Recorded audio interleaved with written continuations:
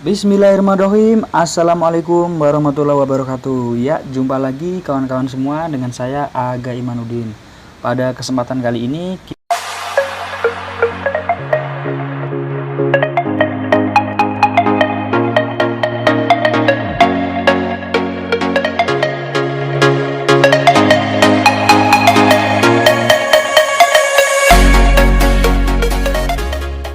kita akan membedah tentang bagaimana air ternyata bisa mendengar, kawan-kawan.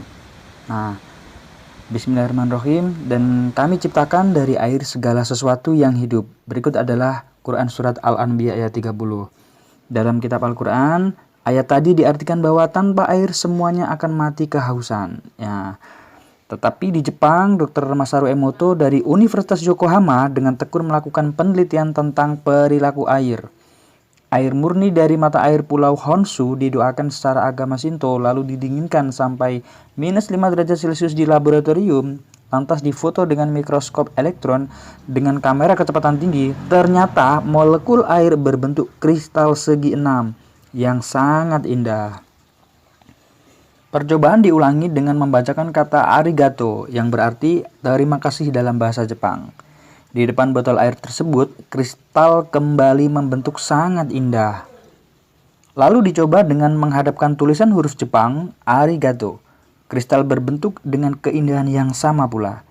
Nah, selanjutnya ditunjukkan kata-kata buruk, setan. Kristal berbentuk hancur. Diputarkan musik simfoni Mozart, kristal muncul berbentuk bunga. Ketika musik heavy metal diperdengarkan, kristal hancur dan memburuk.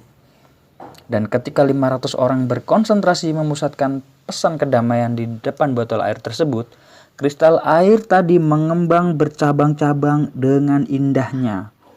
Dan ketika dicoba dibacakan doa Islam, kristal bersegi enam dengan 5 cabang daun muncul berkilauan, bersinar dan indah sekali.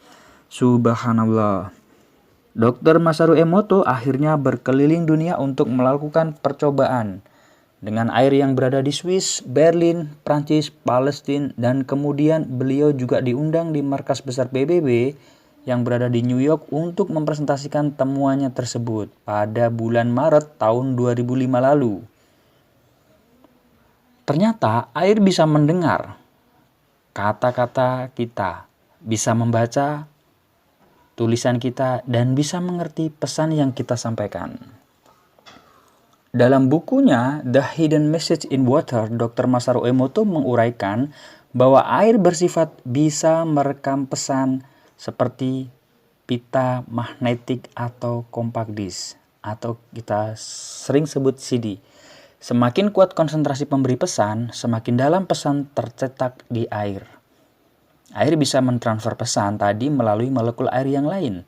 Barangkali temuan ini bisa menjelaskan kenapa air putih yang didoakan bisa menyembuhkan si orang pasien, ya, si sakit atau seorang pasien.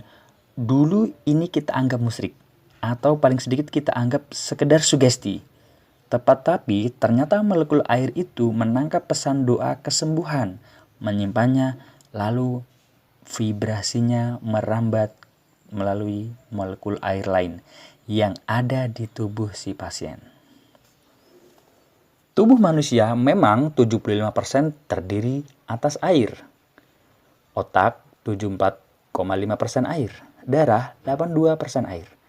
Tulang yang keras pun mengandung 22% air. Dan air putih galon di rumah bisa setiap hari didoakan dengan khusyuk kepada Allah agar anak yang meminumnya saleh, sehat dan cerdas.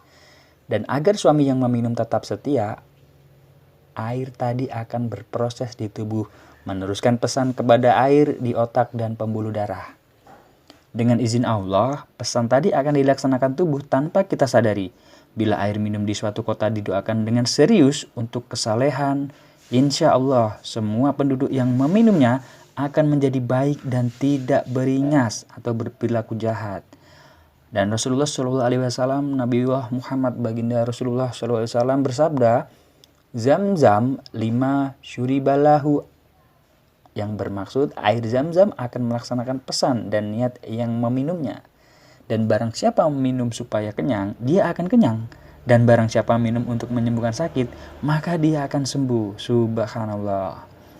Dan pantaslah air Zam-Zam begitu berkhasiat karena dia menyimpan pesan doa jutaan manusia selama ribuan tahun sejak Nabi Ibrahim alaihissalam diturunkan. Dan bila kita renungkan berpuluh ayat Al-Quran tentang air, kita akan tersentak bahwa Allah Subhanahu wa Ta'ala rupanya selalu menarik perhatian kita kepada air, dan bahwa air tidak sekedar benda mati.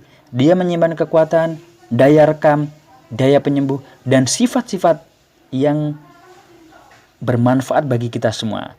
Dan yang paling kita tunggu, bagaimana manusia bisa menemukan manfaat-manfaat air, kita tunggu para ilmuwan untuk mensikapnya. Tetapi kita belum melakukan zikir air. Kita masih berperilaku air tanpa respek. Kita buang secara mubazir, bahkan kita cemari.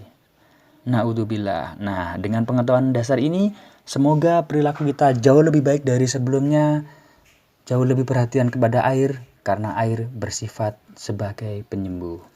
Mungkin itu saja informasi yang kita sampaikan. Semoga bermanfaat untuk kawan-kawan semua.